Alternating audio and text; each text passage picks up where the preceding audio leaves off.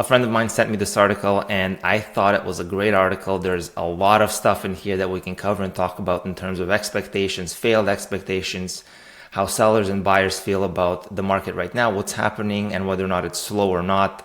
And I thought, again, I think there's a lot of learnings in here that would help a lot of people, whether you're on the selling side, buying side, or if you're just a bystander to the train wreck that is the Toronto real estate market at the moment, summer 2024. So let's get right into it. Now, the article does jump around a little bit, so I'm going to skim it first quickly, just highlight some of the key points, and then we're going to put it all together and I'm going to talk about the important stuff. So I can only drop the price so much inside one condo owner's desperate attempt to sell in Toronto's ghost town market. So pretty catchy. I think this is going to be a good one. So from what I gather here, since it was listed in April, there have been only 4 showings. There have been price reductions and, from lowering the price to printing signs and advertising in dozens of real estate groups on social media. I am frustrated and confused as to why it hasn't sold. So far, so good. Now, a key metric here, very important, is that the sales volume has dropped off significantly on condos year over year. That is true, yet prices do not reflect it. So this is where I can understand the frustration setting in. If nothing is selling, why is it that prices are not coming down? And as we all know, prices are very sticky on their way down, meaning sellers usually have the staying power to put off selling something for a ridiculously low price. Now, not all the time, but most sellers can actually hold on to their stuff. So let's kind of get into it and see what happens next. So it's been very challenging for me to understand why the market is so slow. I'm doing everything in my power to advertise and sell it. Here's the part I do empathize with the seller. It's pretty unfortunate, but in December 2023, he lost his job in the tech industry, and several months later, his condo board declared short-term rentals would no longer be allowed in the building. With no revenue stream to help cover his mortgage, Steinman decided it would be best to sell. So this Airbnb thing and losing your job all at the same time kind of sucks. That said, one of these things was actually, the writing was on the wall that Airbnb is going to be an issue in the city of Toronto with new licensing requirements and condo boards starting to talk about getting rid of it. I'm not sure if he didn't know, but I think in industry, there were plenty of warning signs that the short-term rental stuff was not going to be here for a while. And it's not something that you can base or count on for revenue in the future. So here he goes on to say that his realtor decided to list the property for $599, a deliberately low price to garner attention and attempt a bidding war. So fine, I think back in April, this stuff was already failing. A lot of times you don't want to be doing a bidding war if they're failing, because a lot of people are just not even going to come to your listing if you have the audacity to think you're going to have a bidding war where 99% of other units are, not succeeding. But anyway, I digress. We're not going to get into that right now. I can only drop the price so much. 2 other units are currently for sale in the building, which is very unusual. One of the units is for sale for $579. Putting pressure on Steinman to drop his price further. Both were listed in June. More competition the longer you sit in the market. This is expected, sucks, I understand it, but these are the market dynamics. I have an undervalued unit in the building, which is hurting my chance to sell, and it's all really unfair having these undervalued units, and it's unfair the amount of commission we'll have to pay a professional representative. He goes on to say that he would have to spend $20,000 in realtor commissions, so he fired the agent, one on his own. He's spending $2,000 on social media platforms. Now he's doing the whole for sale by owner. Hey, listen, I'm not going to knock it. If you want to try it, try it. Been there, done it. I have my thoughts on it. I'm not going to get into it right now. All right. So based on this article, to summarize where we at, we have somebody that listed their condo for, call it $690 in April. They've done multiple price reductions. Didn't work. They tried a bidding war. Didn't work. They've only had 4 showings. Now the place is listed for sale by owner. Nothing's happening. Kudos to him for getting an article written about it. I mean, I'm reacting to it, so it's getting more exposure.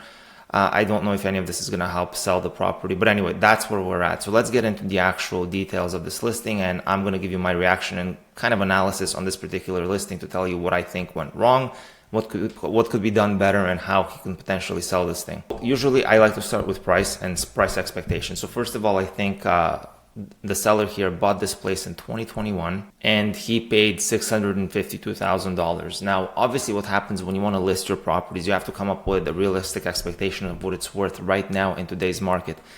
This is what the realtor's job is, assuming that they understand the local market and everything like that. So we're going to assume his agent knew. So they listed with $599, and then when that didn't work, they were expecting $690. So I was thinking about how did they come up with this $690 price. Every single listing, we start with seller expectation and the market value of the unit. So using these websites that are available to the public, you can get like a base rate or a per foot for a specific building. So let's call it his building was at 1040 per foot at 680 square feet. That puts him at around 700K, right? So that's likely what they did, I think. Now, caveat here, these are never correct. These are way off in a lot of cases. You know, a lot of them include parking. If your unit doesn't have parking, the whole thing gets skewed. It depends on how many bedrooms you have, 1, 2, studio, whether it's a loft or not. But anyway, I think this is where potentially the problem starts, because I don't know how they came up with their price. They obviously listed at $599 with an expectation for $690, I believe, based on the repricing of the unit. They obviously got no action on it. So they came in way too high with their expectations. Maybe it's because the seller just felt this is what I need to sell. Maybe they didn't account for market conditions. I don't know. But again, right out of the gate, first issue, seller expectations way too high. Case in point here, the last 3 units that sold in this building, and only one sold in 2024, the other 2 were in 2023.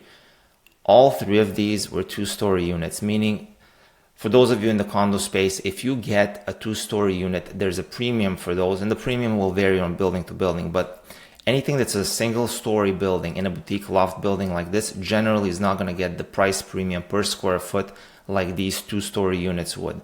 So again, if he took the price per square foot that those 2-story units were getting, which are very sought after and generally they're unique and they're rare, and this is why they usually sell for a premium, if he applied that per square foot price for his single-story condo unit, I mean, right out of the gate, this is just, again, you set yourself up for disaster. Now, one easy way, this is kind of like one of the 3 or 4 ways we use to price properties, at least that I do, is taking a look at what he bought it for and then what the market has done since to kind of come up with an idea of ballpark where his unit should be today. So let's take a look. So just looking at a very basic chart, when he bought the unit, and I believe it was October 2021, the median price for King West was $710,000.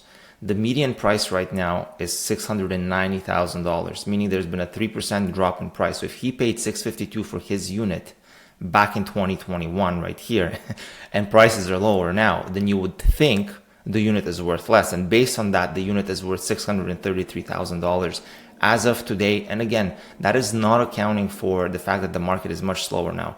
So this is the true value of the unit if you're just looking at the comparable method of when he bought it, how much growth or decline happened, and where you're at. And this was more or less the same price that we saw in April. Actually, in April, when he originally listed, the median price was $688. So had they done this analysis, they would have probably seen that they're probably in the, low to mid 600s, not 700K. And just as a quick example, here's what a loft, a 2-story loft looks like in the building. This is the stuff that sells. This is what's sought after. And this is likely what sells for over $1,000 per square foot. So you have your typical layout here, these massive windows, tons of natural light, and then you have your staircase, and then your bedroom is on top. The ultimate bachelor pad.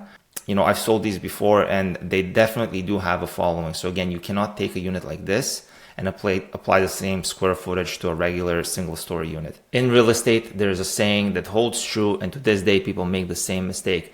You get only one chance to make a first good impression. So the first time you bring your listing on the market, you have to make a first good impression. That's with presentation, pricing, and everything in order to have a successful sale.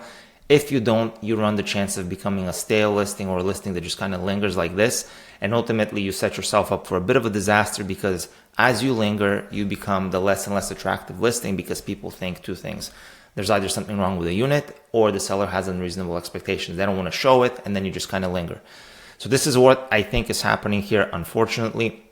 Now, I do commend the seller for getting this, this in the Toronto Star, getting an article written about it. I'm giving it exposure by doing this video. I don't believe things like this will actually move the needle when it comes to actually selling the unit. But let's talk about, I guess, a couple of things. So the first thing is he said that he posts on Facebook groups and social media and all this stuff. He spends multiple times a day and he's spending all kinds of money to do this advertising. So here's what I'll tell you about Facebook. To use a very simple example, all of us can relate to. Facebook Marketplace, you list something that you bought for $250, you list it for $100, and then you get offers for $20 or $40, and then even if you agree, the people just kind of leave. So this is the same thing with these real estate Facebook groups. I think he said he posted up to like 40 of them.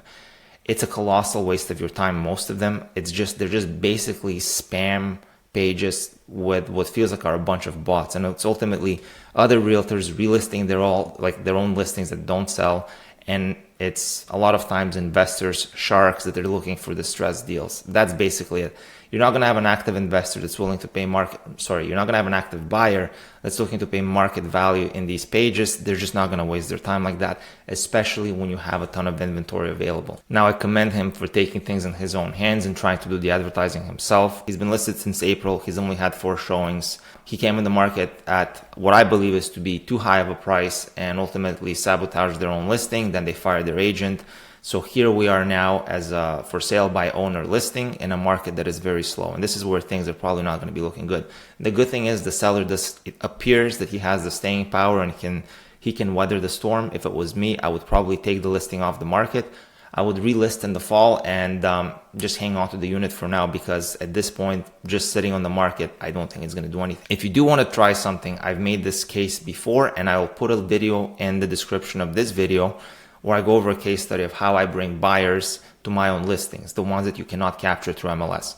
Active buyers on MLS are one portion of the buyer pool, and that's generally how most realtors will sell real estate. Put it up on MLS, put a sign on the front lawn, and then kind of sit and wait. There's an entire passive group of buyers that are out there that are looking to buy real estate that would jump on the opportunity of buying real estate if it was spoon-fed to them. So for example, let's say somebody was looking for a condo 3 or 6 months ago. They gave up. They don't want to contact their realtor. But if something came up on their phone or social media where it's like, you know what, this is kind of what I was looking for, I might want to go and check it out. How do you get in front of those people? I'm telling you, it is not through posting and spamming Facebook groups. It happens through paid targeted ads, and running paid targeted ads in the marketing in order to make a compelling message and get in front of the exact demographic of people that are looking for it. That in itself is a skill. And this is where how some realtors, not many, can set themselves apart. If you want to see how I do it, you can watch my case study video on our listing I did last year where the market was just as slow like this.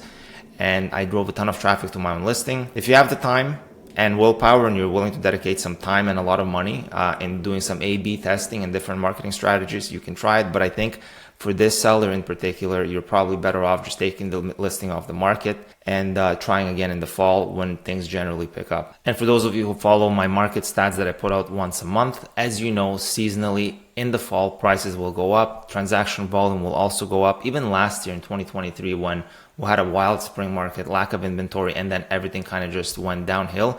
Even then in the fall, we had a bit of a blip, a bit of an opportunity where things were selling, and then again it died off. So it was kind of like the first couple of weeks of September.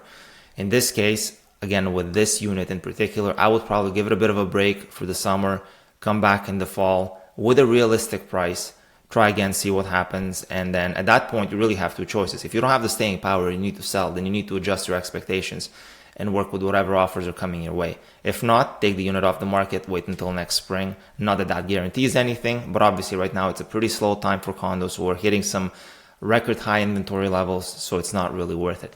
If you have any questions or comments, comment below, or you can text or email me, and I'll see you in the next one.